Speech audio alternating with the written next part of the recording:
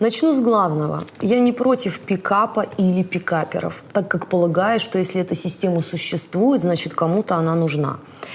Именно поэтому несколько лет назад я создала проект «Пикап противоядия». Проект называется не «Антипикап» или «Женщины против пикапа», а несет название, ясно передающее смысл – «Пикап противоядия». Это статьи, которые несут понимание, с помощью которого женщина получает осознание того, что с ней делают и как. А в осознанности рождается свобода выбора. Я убеждена, что все проблемы от невежества и незнания, потому что когда знание есть, понижается уровень невежества, а в результате этого мы получаем выбор. Поэтому повторюсь, я не против пикапа, я за свободу от него, его техник и его адептов, с которыми мы встречаемся намного чаще, чем хотелось бы. Я за знания, которые нейтрализуют применение техник пикапа в отношении вас. Кому важны эти знания? Вы в возрасте от 15 до 100 лет. Вы убеждены, что пикап вас не коснется. Вы думаете, что пикап – это сопливые мальчики, клеющиеся в торговых центрах и метро. Вы считаете, что пикап – это безопасно и не может серьезно навредить. Вы уверены, что пикаперов нет в вашем окружении. Вы сомневаетесь в существовании пикапа. Мои видео про пикап и статьи «Пикап противоядия» обязательны к просмотру и прочтению следующим категориям женщин. Женщины, которые достигли результата в карьере и имеют влияние. Женщины, которые однажды оказались в постели с незнакомым мужчиной в первый вечер знакомства. Женщины, которые познакомились с мужчиной и через час словили себя на мысли: «Это прекрасный принц, которого я ждала всю жизнь». Женщины, которые находятся в отношениях с мужчиной, который появляется раз в полгода, 3 месяца, месяц. Нужно подчеркнуть. И эти женщины называют такую связь отношениями. Женщины, которые влюбились в мужчину, который не сделал ни одного действия в отношениях. Женщины, которые понимают, что в отношении с этим мужчиной ведут себя не так, как всегда. Женщины, у которых есть дочери или планируют их иметь. Но прежде чем погрузиться в мир пикапа, начну с мифов. Миф первый. Пикаперы – это молодые студенты, которых легко распознать. Такое мнение – главная ошибка всех жертв. Они наивно полагают, что пикаперы – это 20-летние мальчики, подходящие к девушкам в торговом центре с вопросом: «Вы случайно не в библиотеке работаете?» На самом деле такие выходы в места скопления женщин, или, как они говорят, в поле – это первые шаги начинающих, буквально вчера закончивших первый семинар.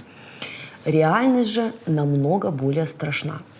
За 15 лет активного развития в нашей стране когда-то 20-летние начинающие превратились в 30- и даже 40-летних мужчин, мастеров пикапа, профессиональных соблазнителей.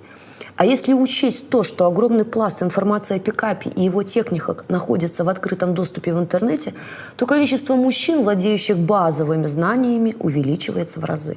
Поэтому отключи этот миф и осознай: адвокаты, журналисты, представители шоу-бизнеса, спортсмены, доктора, бизнесмены и даже политики могут владеть этими знаниями. Миф второй. Пикап – это всего лишь 3 предложения, которые выучил пикапер. Меня бы он точно не развел. Девушка сама виновата. Самое глупое, что можно подумать об этом, но тем не менее именно это я слышу чаще всего. На самом деле пикап – это техники НЛП – нейролингвистическое программирование, заточенное непосредственно на создание контакта с противоположным полом. И многие не понимают, что происходит. Поэтому объясню. Все жертвы пикапа стали таковыми не потому, что они дуры, а потому что девушка под воздействием этих техник неадекватна, так как логика отключена и включены инстинкты. Поэтому жертвы виноваты только в том, что они достаточно красивы или успешны, чтобы привлечь внимание игрока. А те, кто так активно утверждают об обратном, на самом деле никогда не сталкивались с профессионалами. Если вы ни разу не встретили в лесу волка, это же не значит, что он собака. Миф третий.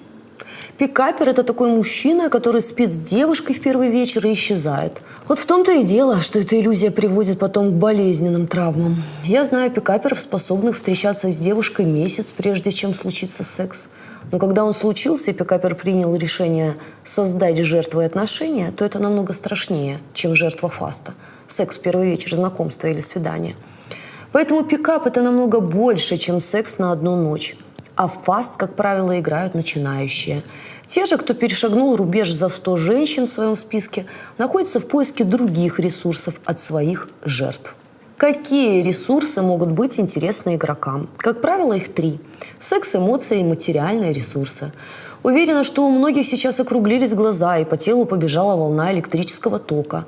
Это осознание того, что пикапы, профессиональные пикаперы – это намного больше, чем секс на одну ночь. Поэтому отключаем свой преступный оптимизм и понимаем простую вещь, что если вы привлекательны или успешны, то вы находитесь под прицелом.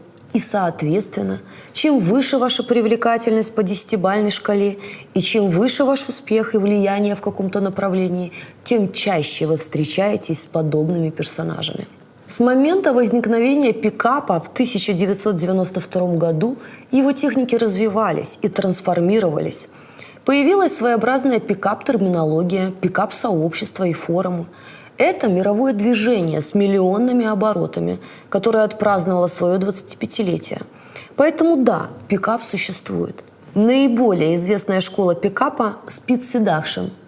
Рожденная в США, основана на первом творении Росса Джеффриса.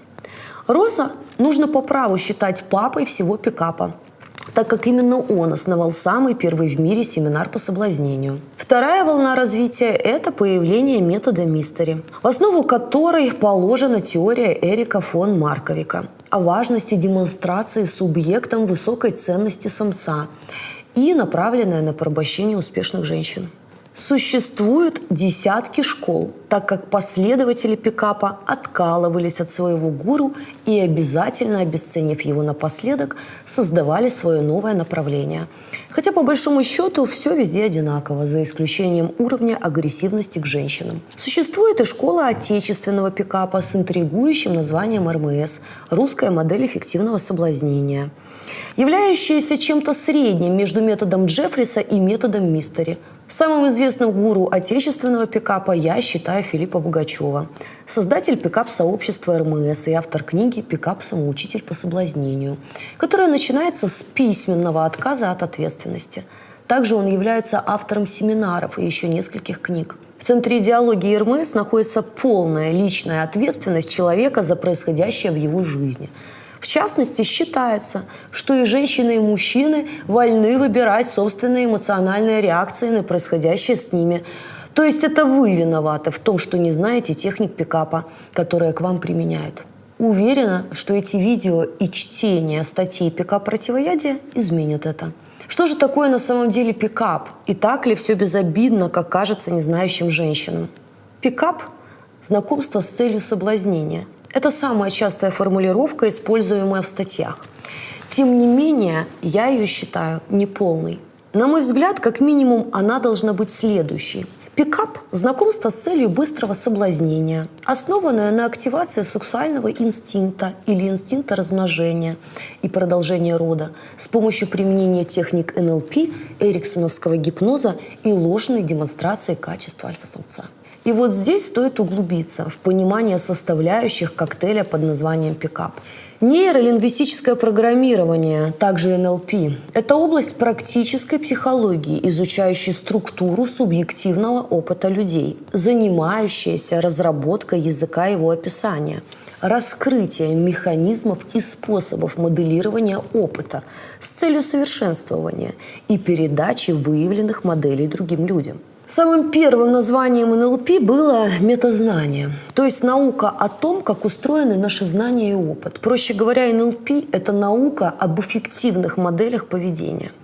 Например, успешная личность демонстрирует определенные вербальные или невербальные характеристики, изучив которые, скопировав, вы будете производить впечатление успешного человека. Вот так-то. Если вы встретили уверенного человека, производящего впечатление успешного, это еще не значит, что это так. Возможно, он всего лишь изучил НЛП. Многие не знают, что кроме классического директивного гипноза, когда гипнотерапевт авторитарно указывает, что делать и чувствовать, сегодня существуют и другие эффективные методы. Пикап-технологии основаны именно на них. эриксоновский гипноз назван так по имени своего создателя Милтона Эриксона, получившего мировое признание в качестве психотерапевта-практика.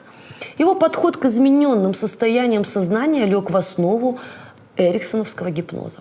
И не только в основу эриксоновского гипноза, также еще и в основу нейролингвистического программирования. Оба эти методы относятся к суггестивной психотерапии, дающей быстрый стратегический результат. Эриксоновский гипноз базируется на состоянии транса. В отличие от классического гипноза, тебя не погружает в это состояние с помощью прямых команд и качающихся маятников перед глазами. Ты не теряешь самоконтроль и находишься в сознании. Это одно из главных отличий эриксоновского недирективного от классического директивного гипноза. Транс – это измененное состояние сознания, при котором прекращается критическое восприятие информации и снижается способность последовательно анализировать и осмыслять. Я в трансе, как правило, значит, я не могу мыслить. Фактически состояние транса, испытываемое при гипнозе, это естественное состояние, которое многократно переживал каждый. Самый знакомый пример такого рода имеет место тогда, когда мы погружаемся в мечты. Другие формы транса могут проявляться во время медитации, молитвы или выполнения однообразных физических упражнений. Внешне это выглядит так, будто человек находится не здесь. Взгляд обращен внутрь себя, дыхание замедлено, тело расслаблено. Как правило, это неподвижный взгляд, немного расфокусированный глаз, иногда застывание жеста или движения. Состояние, когда ты утыкаешься в одну точку, и есть транс. Ввод объектов транс дает возможность обходить возможное сопротивление. Когда человек не видит, не замечает, не понимает, что ему что-то внушает, он не может сопротивляться. Это значит, что когда ты находишься в состоянии транса, в твое бессознательное можно вложить любое внушение. Например, он мне нравится, или это мужчина моей мечты, или я хочу его. И поскольку состояние транса является для нас природным, мы не идентифицируем применение гипноза к себе. Самым известным представителем владения эриксоновского гипноза являются цыгане. Вроде бы человек находился в сознании, а кошелек отдал. Почему так сделал, не понимает. Похоже, что эриксоновский гипноз был известен людям многие тысячелетия и использовался в заговорах, в цыганских отводах глаз и аналогичных шаманских техниках. Всегда существовали специалисты заговаривать зубы, вводить в бытовой транс и незаметно что-либо внушать. Пикап взрастил еще одну категорию таких специалистов. Все техники пикапа базируются на гремучей смеси НЛП и транса. При этом профессиональный пикап-тренинг предлагает полную систему теоретических и практических знаний НЛП и эриксоновского гипноза, заточенных под общение с женщинами. Поэтому, когда пикапер задает вам при встрече на первый взгляд безобидный вопрос: «Вы случайно не в библиотеке работаете?» или «Вы случайно не учитель йоги?», на самом деле он это делает, чтобы определить вашу ведущую систему восприятия, которая ему нужна, чтобы осуществить подстройку, затем ввести в транс и провести необходимые внушения. Сами гуру пикапа разделяют учение на две категории. Классический пикап шаблонный, базовый, и второй эволюционный вид, который нынче именуют профессиональное соблазнение. Классический пикап построен по принципу «больше подходов, больше женщин». Тренинги по такому пикапу основаны на большом количестве подходов к девушкам, в расчете на то, что какая-нибудь из них скажет «да», потому что ты ей понравился. Шаблоны классического пикапа прописаны в лучших традициях НЛП, нейролингвистического программирования, в связи с тем, что многие из таких шаблонов получили распространение в интернете, и не только, такого пикапера определить достаточно легко. Поэтому естественно, что пикаперам пришлось выживать. Эволюция, развитие, процесс постепенного, непрерывного, количественного изменения заставляло их двигаться вперед. Поэтому гуру видоизменили название на профессиональное соблазнение, в котором классический пикап только первая его часть. Когда-то пикап нес случайный перебор девушек и секс с ними на одну ночь, с полным пренебрежением к их чувствам, говорят гуру. Но они отошли от понятия пикапа, поэтому они учат не пикапу, а соблазнению и искусству коммуникации. В понятие коммуникации они вкладывают навык нравиться девушкам, манерой общения, внешним видом, то есть личностью в целом. Утверждают, что делают упор на развитие личности, вырабатывая у мужчины собственную модель успешного поведения. Кроме того, они заявляют, что учат экологии, уважительному отношению к девушке, ее чувствам и внутреннему миру. А дальнейшее соблазнение девушки и построение с ней отношений – отдельное искусство, которому они тоже учат.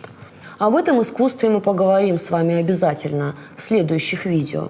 Распространение информации о пикапе заставляет новое поколение пикаперов работать над созданием своего индивидуального материала. К чему это привело? Что для того, чтобы распознать пикапера, знать их шаблоны уже недостаточно. Для того, чтобы обезопасить себя, нужно понимать, как работает механизм пикапа. Поэтому будьте внимательны и обязательно посмотрите следующие видео, в которых вы узнаете о том, как защитить себя. Ставьте лайк, жмите на звоночек и, конечно же, комментируйте, чтобы помочь другим защитить себя.